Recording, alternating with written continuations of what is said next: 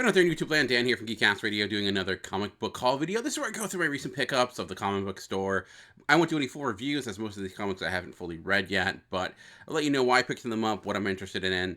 And this is a week of kind of a combination of old and new. I was able to find a lot of good bargains from different stores, so it should be a fun week. The first books I go through are actually graphic novels that I didn't get from a comic book store, but rather Ollie's, which is this it's like a flea market that was made into a store in a way where it has very cheap merchandise that they buy probably of stores going out of business and then they sell it. So you never really know for what exactly they're going to have. They do have a pretty sizable comic book collection.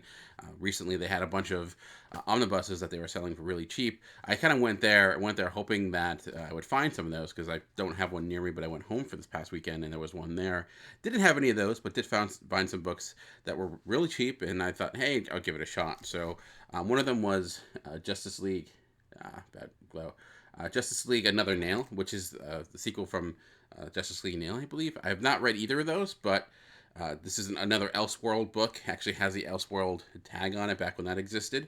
So I was excited to pick it up. It was only $3 for a graphic novel, or trade paperback. I thought I'd give it a shot and read it. The next one is from the New 52 hardcover, and it's Justice League United. I don't know much about this. Like New 52 I read some New 52, mostly Aquaman, Batman, but I didn't read Justice League New United, and I've not really heard many people talk about this series. The reason I picked it up though was because of the name Jeff Lemire on it. So huge Jeff Lemire fan. I know he did great things with Green Arrow, so I thought maybe this is one that's kind of went under the radar that needs some attention. So again, a cheap graphic hardcover was only $4, so it was worth a shot, right? It's the price of an actual comic today. And then the last two were just two GSA graphic novels or trade paperbacks, whatever you want to call them. Whatever terminology you prefer. Both from Jeff Johns. I've heard great things about his run on JSA, so I thought I would pick them up, give them a shot. Hopefully that they'll be solid. Jeff Johns is someone as a writer that I like more often than not. I don't love him as much as a lot of people do. Like I know he's doing Doomsday Clock right now, which has been pretty solid. It does feel like him trying to do Alan Moore, but like to see him more in his element here. And then also got some actual comics. So another Alterna book, Go West, was picked up. And this has been out for a while. This is the first issue. The entire series is out, but I really enjoyed what I've read with Alterna. They're only $1.50 books. Like they're on this. They say newsprint, but I don't know if it's actually fully newsprint. But it's a little bit, it's not the same quality, but for the price. And the stories are usually pretty good. Their talent of writers is strong. Not maybe A-list names, but they have a wide range of different types of stories. I really enjoyed Trespasser. Recently did a review of Metaphase, which was an interesting book. So Go West I thought I'd give it a shot.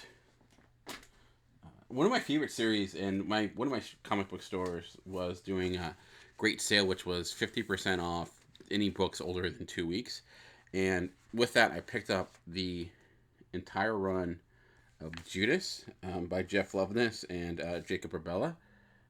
This was, to me, one of the best series of the year. I read it digitally. I didn't read the actual physical books. But when I saw that this entire series was there, I could pick each book up for $2. I was going to wait for the trade. Now I get every issue for probably cheaper than what the trade would be.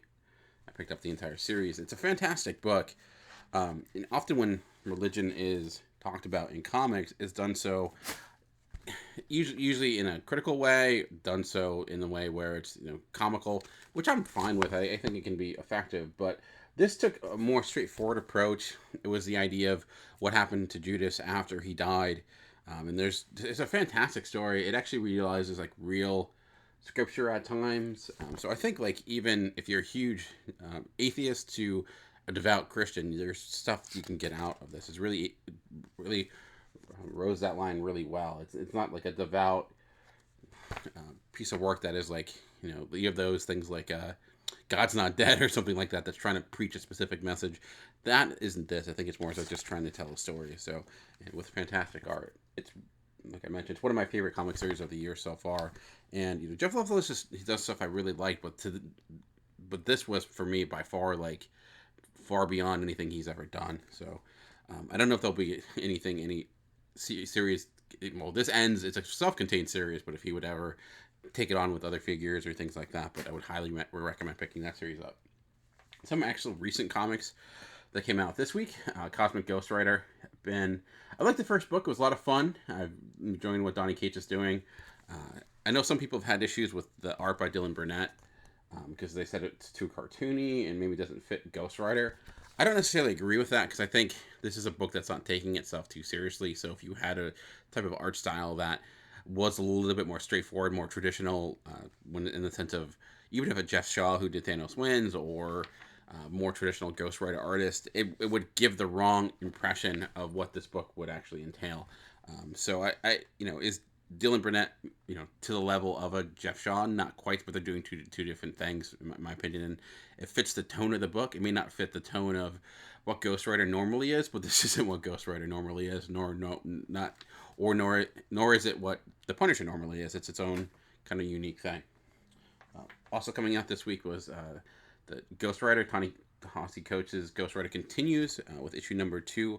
I actually heard a lot of controversy regarding this cover. People having issues because of the way that Captain America is holding the flag. It's dragging on the ground. There's some people that were very angry that Captain America would, breaking flag code, even though Captain America's own uniform is breaking flag code because you're not supposed to utilize the flag in the sense of uniform in type of clothing or anything of that nature. But hey, people got to complain about something. But I like the first issue a good deal, so I'm looking forward to seeing where this is going. Ta-Nehisi Coates has somewhat grown on me a lot as a writer for comics. Been loving his Black Panther run, which I think is unfortunately getting delayed, which stinks because that's been a lot of fun. But this is, I think the first issue set up a lot of promise, hoping it can follow that with issue number 2. My lone new DC book that came out this week, to me, which is the best comic of the year so far, would be Mr. Miracle. It's just, I find it fascinating. This obviously won 2 Eisners as of recently. Tom King won for writing. Mitch Jared won one for art and coloring, I believe, and it rightfully deserved. Doing some really look, the Meg. That's an interesting thing to advertise, and Mr. Miracle could not be more opposite. But hey, I just found this book really engaging, taking like the insanity of the new world, bringing the mundanity of real life. Certainly, you can see a lot of Tom King's like own personal demons that he's dealt with on the pages here from PTSD. Dealing with kind of getting over like good people trying to do things but not necessarily succeeding. Excuse me. One thing I would highly recommend. I just recently listened to Tom King's interview on Word Balloon. It was a very intriguing, insightful look into his creative process, where he comes from. He's very open about like what he tries to do. He's obviously very much a student of comics as well. Like being a CIA agent and coming back to the world of comics, you have to certainly love comics because there's probably a lot more you could do. But I would highly recommend listening to that. It was quite good. It's like 3 hours long, but honestly, like I listened to it all in one day. I also got this week Deadpool number 3. I'm a Deadpool fan. I liked the first issue, was okay. A little disappointed. It picked things up in the second issue was much better. So hopefully in this issue number 3, it'll continue that. I like Scotty Young a lot as a writer. He just recently announced some. Well, there you go. That's Deadpool for you. He just recently announced some stuff he'll be doing with Image. He's like a new Bully series coming out. Sadly, I Heart Fairyland just ended, but I've been liking it. I kind of feel like Scotty Young is best when he's writing and drawing his own stuff, but considering his workload nowadays, I can see why he's not able to do it as much as he used to. For me, the best book that's been in the Marvel Fresh Start line has been Immortal Hulk. It's been fantastic. It's in the sense of relaunching the character into a very new direction, and also just being really, really good. I've really been enjoying this episodic storytelling they've been doing, but with this kind of continuing story underneath.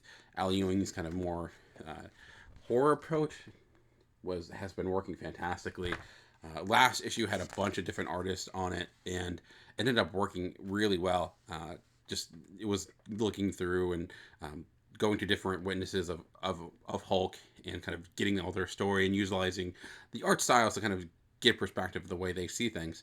I think in this is just Joe Bennett for the most part doing his stuff. So I feel like this book is coming out weekly, which is scary in the sense of like, will that be too much too soon?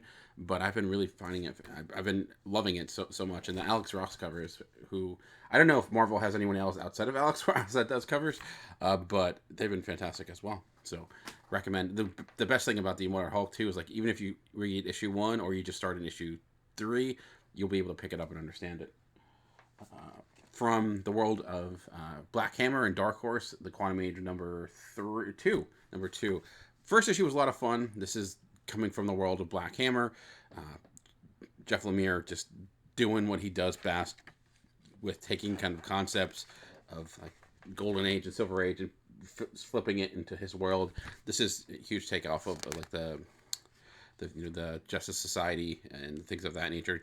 A story that takes place in the future in the world of Black Hammer. So, but with his own unique spin on it. And the art of Wilfred Torres, who not someone I'm super familiar with, has been a lot of fun too. It's not to me the same level of Dr. Starr. That to me was maybe on par with Black Hammer.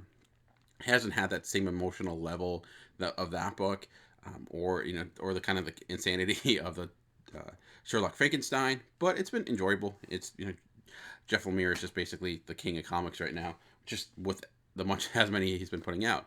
The next comics that I picked up were actually all kind of classic books. And I was looking through the dollar bin, and I was actually really surprised to see some of these, but hey, I'll pick them up. And there were a bunch of old Daredevil issues. So starting with 298, this is Last Rites number 3 of 4. And the artist in this, which was kind of cool, is, if I'm not mistaken, is Lee Weeks. So, who is been killing it recently in pages of Batman, in the most recent issues. So going back, seeing some of his classic art style. He's also going to be at Baltimore Comic-Con. So I don't own a lot of the current Batman issues, but I own some of his old stuff. So I thought I would pick that up. Again, only cost me 90 cents, so it's pretty good. Not in the greatest condition, but hey, why not? And then they have a bunch of other Daredevils too. 298, 299. Man, that is 229. Numbers are difficult. But this is right before Born Again, Pariah, and this is Frank Miller, Daredevil, which is some of the best comics in a long time. And speaking of Born Again, there you go, issue 230. And I've read Born Again. It's been a very long time, and I think when I read it, I was probably far too young. But I wanted to read it again. I forget who I was talking. Actually, it was a Tom King interview. They brought up Born Again, and they were talking about it. And I'm like, I gotta read that again. I really need to go through it. And then going through the dollar bin, I'm like, oh wow, they're in there. I'll pick these up. That is no problem. Again, I don't think they're going to be worth anything because they're not in great condition, and they're 80s comics, but more of a sentimental thing. And again, also Frank Miller will be at Baltimore Comic-Con, so I don't know if I'll get anything signed because he used to charge, and there's often like a ridiculous long line for him, and so I usually don't. But hey, why not? And then 231 Daredevil. And we have 232 and 233. With both have Nuke in them, who also is showing up in a way in the current Captain America run. But the Captain America that was in Daredevil, Frank Miller writing him, is fantastic. I wish that he actually wrote more Captain America. But they were when Tom King and was talking on that the podcast, he mentioned how like he was able to instill Captain America into only a few panels. So I'm like, wow, this actually kind of works out really well. So I want to read through those. So that's kind of exciting. I also picked up from the same store that I got the Judas books. They also had an 80% off any old Bagged and Board issues that were in their bins. And they had some really good comics. So they had the second appearance of Beta Ray Bill. Walt Simonson second issue on Thor at 238. It was originally $15. It was 80% off. I got it for $3. So not gonna stop doing that. So I'm not a type of person that tends to buy comics because thinking they might make money or anything like that. I know there's a lot of comic book podcasts or comic book YouTube channels that are like, buy these because they might make you money. I don't know any of that. I just buy things because I like them and want to read them and have interest in more of a sentimental thing than anything. Or because I love the covers. I don't own a lot of Fantastic Four, but there are some great ones there. I love this cover. Again, sorry for the glare. This is from the 1980s. It's Fantastic Four 257. When I was checking out, the person that checking me out mentioned that a lot of the Fantastic Four issues that have Galactus have been flying off the shelves because there's a rumor that with Marvel buying Disney, that Galactus will be showing up with Silver Surfer, so people are like going back trying to buy all these issues. That's not why I picked this up. I picked it up because I like Galactus and I really dig that cover. And I don't own a lot of Fantastic Four, but I've been really getting into them as of late with a lot of the True Believer issues that have come out. I've been reading a lot of classic Fantastic Four through Comixology, and knowing that they're coming back next week, which I'm super excited for. I was in the mood for Fantastic Four, and this came out. And again, this was $10 originally, and got it for $2. So, and then last two issues for this week. This is Fantastic Four number 250. Same story as before. This is with the Fantastic Four and X Factor, and so I thought that was kind of cool cover with all the different characters on it, and cool crossover. But this was the one I was most excited to find, which was the Trial of Reed Richards. Again, this was a $10 book that I got for $2. I was reading a list of some of the best single issues in the sense of stories, one and done, one shot stories, and this is always on one of those. And I've actually never read it before, so I saw it. I'm like, perfect, I can read it. Also, great cover. This took place during. There's a note on here from Stan Lee saying, it's Assistant Editors Month, which they don't do as much anymore. They don't make a big of deal as much as they used to, but this was noted as a fantastic book. It was in one of the comics you need to read before you die, so in order to do that, I had to get it. So that's what happened. But yeah, so a lot of books this week, old and new, mostly old stuff. I didn't have a lot of new comics this week. However, looking forward to next week. It's going to be packed with books that are coming out. We have Fantastic Four coming back. There's some new comics I'm really excited for. A Hot Lunch special from Aftershock Comics. A Black Badge, which is Matt Kent and Tyler Jenkins, who did Grass Kings. That first issue comes out next week. And there's a bunch of other books coming out. So next week is going to be packed with new books. So this actually worked out well because a lot of old stuff to talk about. But I'll be doing a review of some of these, mostly the old stuff. I might do some of the, new stuff like Ghost Rider and Quantum Age and Captain America. So you can check those out as well. But I've done some other videos. Recently went through an old toy bin when I was home and did that. A lot of memories. But yeah, so that's it for me for this week. If you how many books that you're picking up, let me know in the comment section below. Thanks for listening, and remember that comics are for everyone. The key is finding the right one. Until next time, thanks for watching.